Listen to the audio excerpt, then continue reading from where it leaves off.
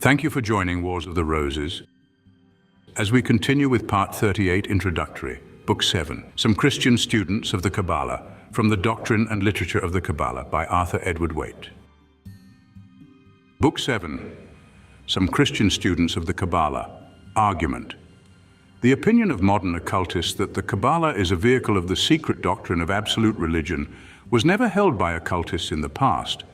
Even those who ascribed it to a divine source were actuated only by the notion that it was a disguised Christianity, and in most cases their real interest was the conversion of the Jews by its means.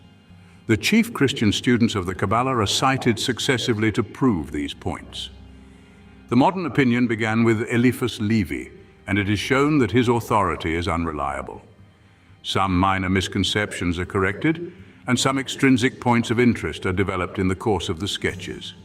1. Introductory.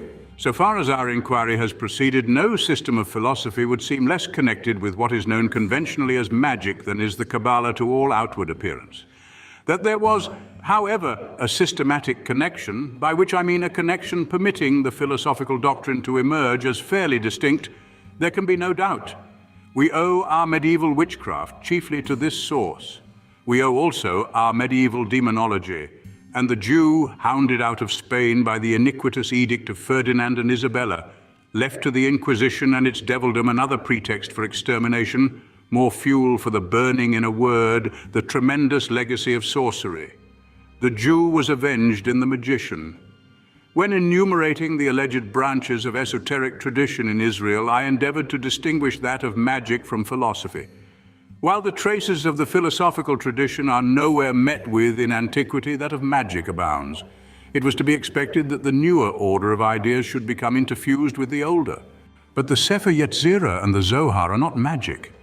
And that which drew the Christian students of the literature and made them seek to fathom the Kabbalistic mystery was assuredly its philosophical, transcendental indeed, but not its thaumaturgic part. We are on the track here of another great misconception, which prevails among the class of thinkers who have most reason to concern themselves with the claims of the Kabalah.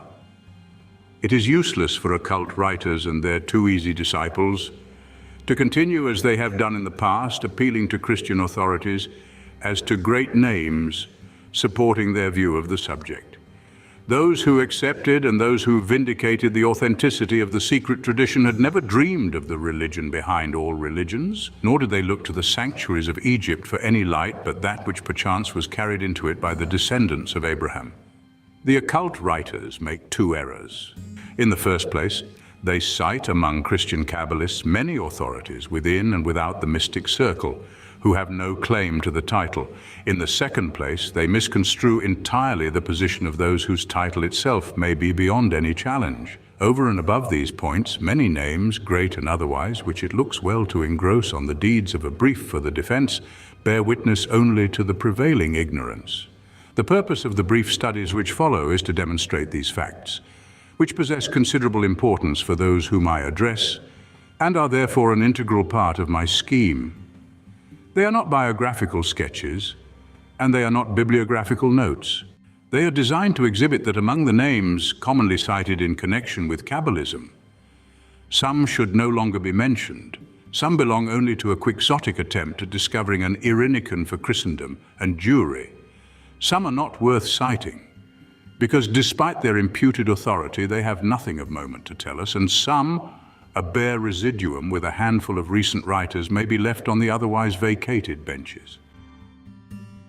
Thank you for watching, and please don't forget to share, like, subscribe and comment, and if you can, please consider donating to Wars of the Roses. Links to PayPal and Patreon are in the description. Thank you so very much.